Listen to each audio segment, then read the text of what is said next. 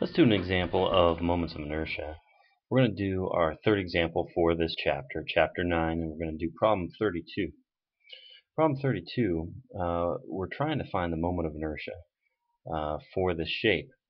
And it happens to have a 25 millimeter thick and 75 millimeter long top flange.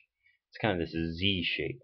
And then we have a 25 millimeter thick plate that's called a web that connects the top part, which is a flange, and the bottom part, which is a flange. And this bottom part, this flange, is 25 millimeters thick and 75 millimeters long, with this total distance here being 150 millimeters from top to bottom. So that means that what we have left here is 100 millimeters of length. So I'll put that dimension in there just to help myself out. So that's 100 from there to there. Because it's a 25 millimeters thick, 25 millimeters thick, that's 50, plus another 100 is 150. Now, if you remember, for a composite shape, ones that have multiple pieces and parts, the very first step that we have to do is find the centroid. Now, we could do this by the method that we had seen earlier, where we choose some place that is in the bottom left corner here as a reference point, and then we find the centroids of each of the individual shapes, and then we can find where the centroid is for the entire shape. But if we read the chapter 9, we can save a little bit of work here by noticing that this is a symmetrical shape. This top flange is similar to the bottom flange, and this is a symmetrical web in the middle here. And so the actual point of center of gravity, or centroid, is actually dead center of this middle plate. So we've gone through and just through inspection found the centroid of the entire shape. Now, the second thing that we're going to do is to find the basic moments of inertia, I, X, C, about that centroid. So we're trying to figure out how much resistance do we have to bending for each of these three individual shapes. And so we're going to find out what I sub C is for the first shape, the second shape, and the third shape. So I'm going to make a chart here with our first, second, and third shapes, and I'm going to find out what IXC is. Now, this one we happen to have, all three of these are rectangles, and if you remember, for a rectangle in this case, so for a rectangle, it is BH cubed over 12. So for the very first shape, we have a width of 75 millimeters and a height of 25 millimeters.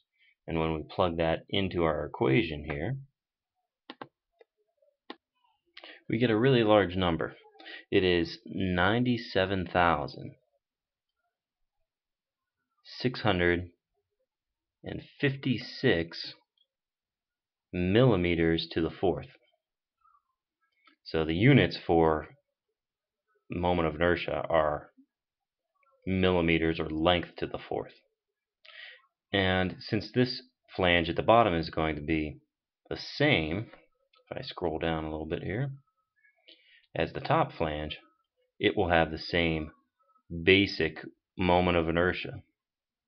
So 97,656 millimeters to the fourth. Now, the second shape's a little bit different. Its width is 25 millimeters and it's 100 millimeters high. So when we plug in BH cubed, the width, B, is 25 and the height is 100. So plugging that into our equation for moment of inertia for a rectangle, we get 2,800,000 83,333 millimeters to the fourth. I had to move my chart around a little bit because they're so large. These numbers are so large. So once we find out the moment of inertia for each of the individual shapes, we're going to go and do our last step, which is to figure out this area times distance squared term. This area times distance squared term says that whenever you have material that's farther away from the centroid, there's a thing called the parallel axis theorem, which accounts for the additional amount of moment of inertia that, or resistance to bending, that material offers up because it's farther away from the main centroid or the total centroid of the shape. So we have to find out what A, the area is, and the distance is from the centroid for each individual shape to the centroid. So first off, let's try the area. Maybe I'll put this in a different color.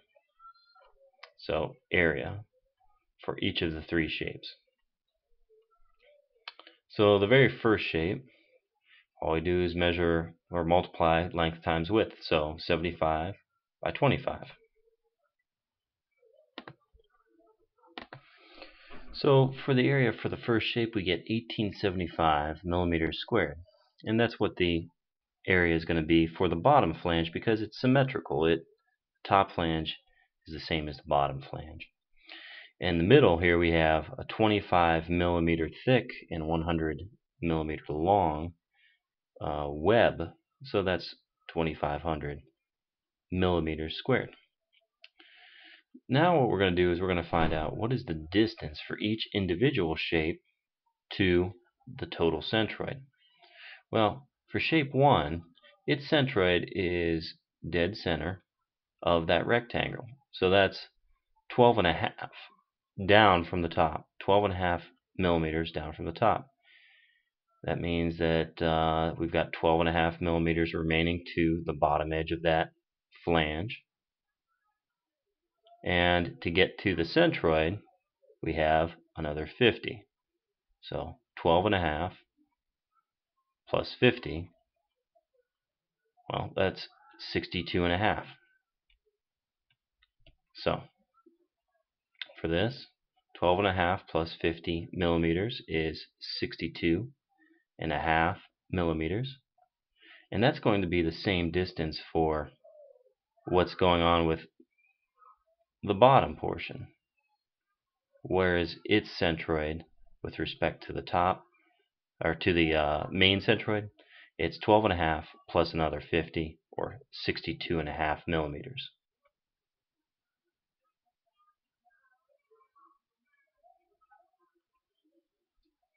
Scroll back down here. Now finally, if I take a look at this shape, for shape number 2, where is its centroid with respect to the total centroid? Well, it's dead center. It's right in line with it. So its distance away from the centroid is actually 0. It's right in line with the centroid for the total shape. So our last part of this whole process, or next to last part, is to take our three terms, the moment of inertia for each shape, the area, and the distance, and we can combine them into the total moment of inertia equation, which is the moment of inertia plus the area times the distance squared will give us the actual moment of inertia for that particular piece of the composite cross-section. So punching this into our calculator, here are the answers we get. So we happen to get, for shapes 1 and 3, we get 7,421,875 millimeters to the fourth. And then the second shape is just the 2,083,333 millimeters to the fourth, because this AD squared term is 0. So it's just a moment of inertia. Our last step is that we're going to add up all three of these to get the total moment of inertia. So the total moment of inertia for this entire shape is 16,927,081 millimeters to the fourth. And we'll find out what that means as far as bending in the next chapter.